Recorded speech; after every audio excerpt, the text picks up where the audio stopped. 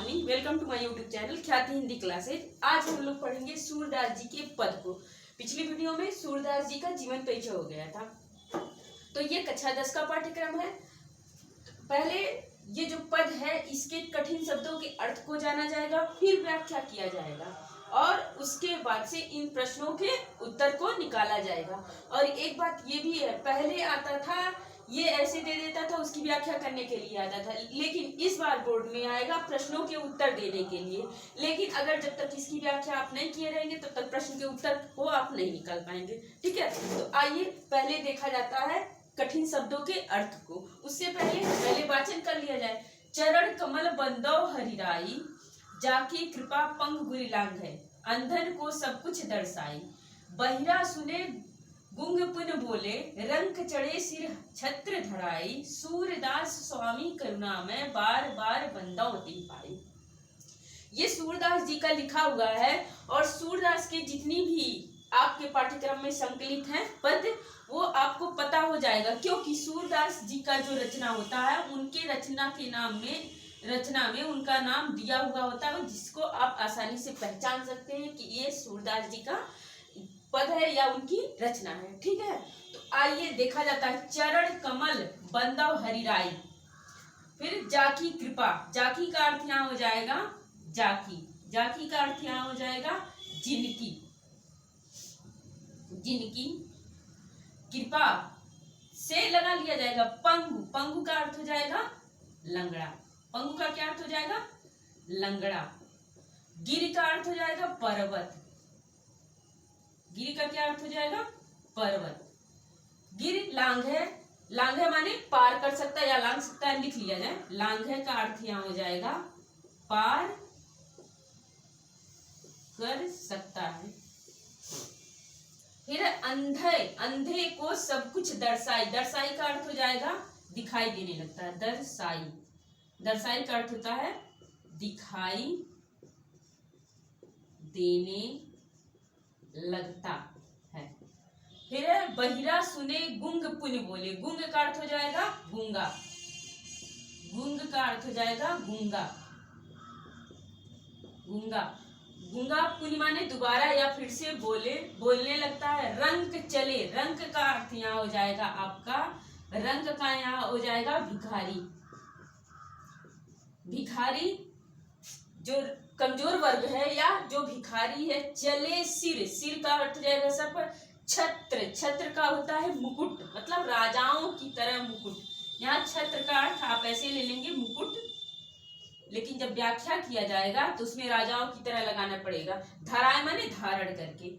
सूरदास स्वामी करुणा में बार बार बंदव, बंदव का अर्थ यहाँ हो जाएगा नमस्कार करता हूँ उनके पैरों में और उनके चरणों मैं उन्हें बार बार नमस्कार करता हूँ। ये कठिन शब्द लग रहे थे जिसके अर्थ हो गए, आप लोग एक बार देख लीजिए। अब आइए इसकी व्याख्या किया जाता है।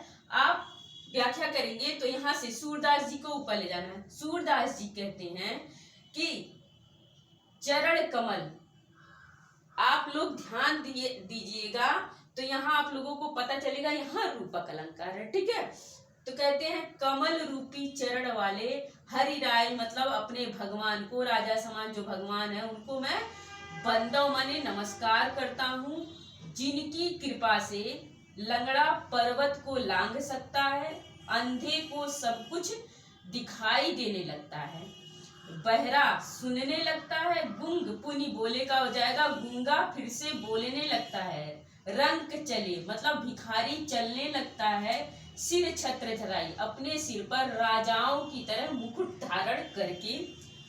सूरदास जी कहते हैं मेरे स्वामी, स्वामी का यहाँ उनके हरि, मेरे स्वामी या मेरे हरि बहुत करुणामय हैं या करुणा से युक्त हैं, उन्हें मैं बार बार नमस्कार करता हूँ। ये आपकी हो गई व्याख्या। व्याख्या क्या है?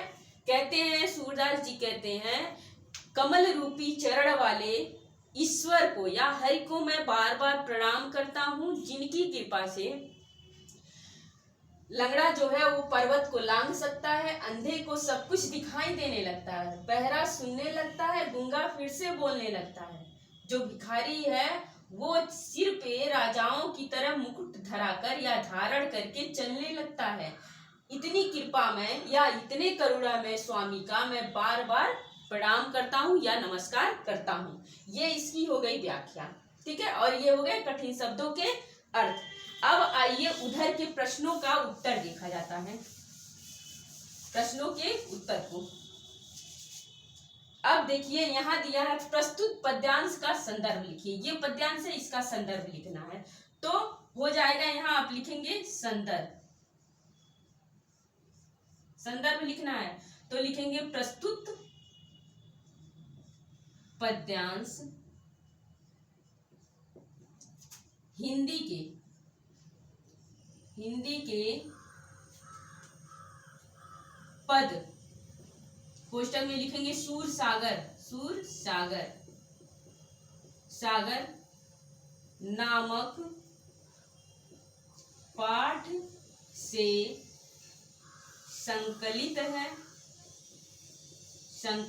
है जिसके रचयिता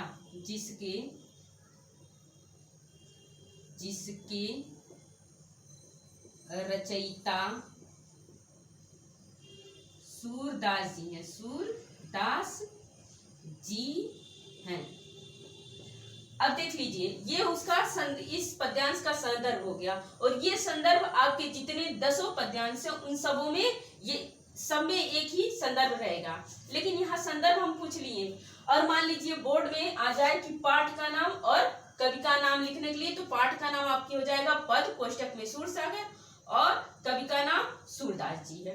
और ये ध्यान रखिएगा सूरदास जी के कविताओं को पहचानना बड़ा आसान होता है, क्योंकि उनके हर कविता में, उनके हर काव्य में उनका नाम रहता है, इसलिए इसमें कोई दिक्कत नहीं होगी आप लोगों को। ये आपका संदर्भ हो गया। फिर दिया है चरण कमल में कौन सा अलंकार है।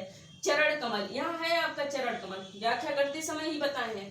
प्रश्न दूसरे का उत्तर हो जाएगा, दूसरे का उत्तर होगा आपका क्या होगा, रूपक अलंकार, रूपक अलंकार, ठीक है।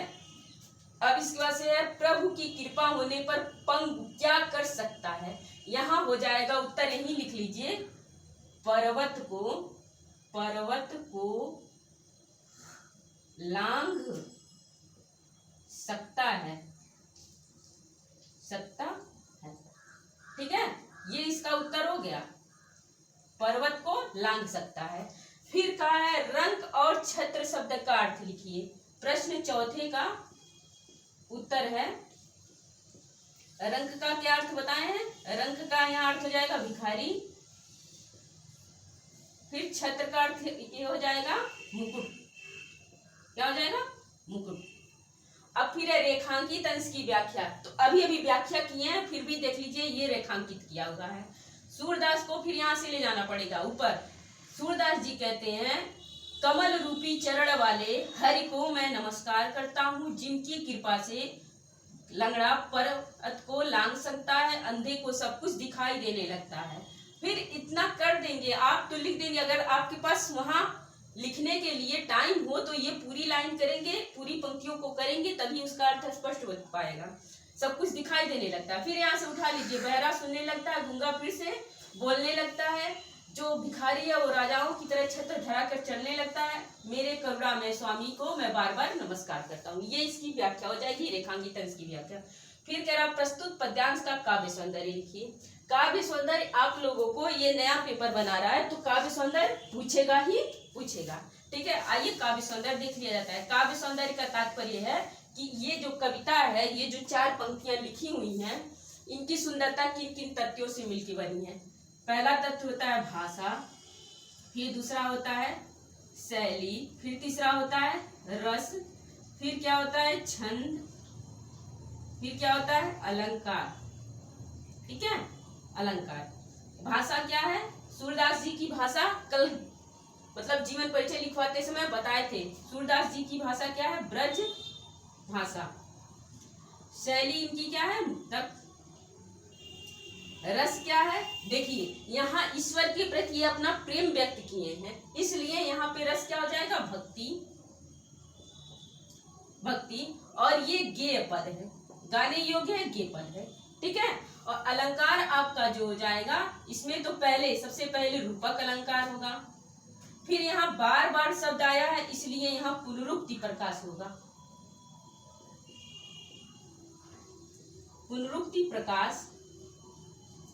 फिर उसके बाद से आप देख लीजिए, किसी भी कविता में अनुप्रास अलंकार होता ही होता है, कहीं आपको नहीं मिलेगा तो यहाँ जो ई आया है तो यहाँ इसको देखा जाएगा, तो यहाँ क्या है, अनुप्रास अलंकार, अनुप्रास अलंकार। ठीक है, ये था आपका मतलब भाषा, शैली, रस, छंद, अलंकार।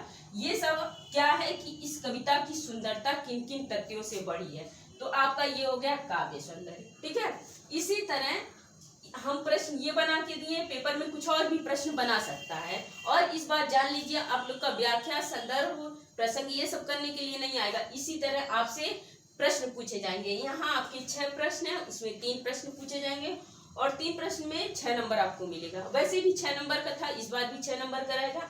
अब इस बार प्रश्न उत्तर रहेंगे। ठीक है, तो ये थे सूरदास का पहला पद। अब हम लोग अगली वीडियो में इसके बाद जो आएगा उस पद को पढ़ा जाएगा, उस पर आधारित प्रश्नों को बनाया जाएगा। तब तक के लिए धन्यवाद। प्लीज वीडियो को लाइक भी करें, अपने दोस्तों में शेयर करें और सब्सक्राइब भी करें। धन्यवाद।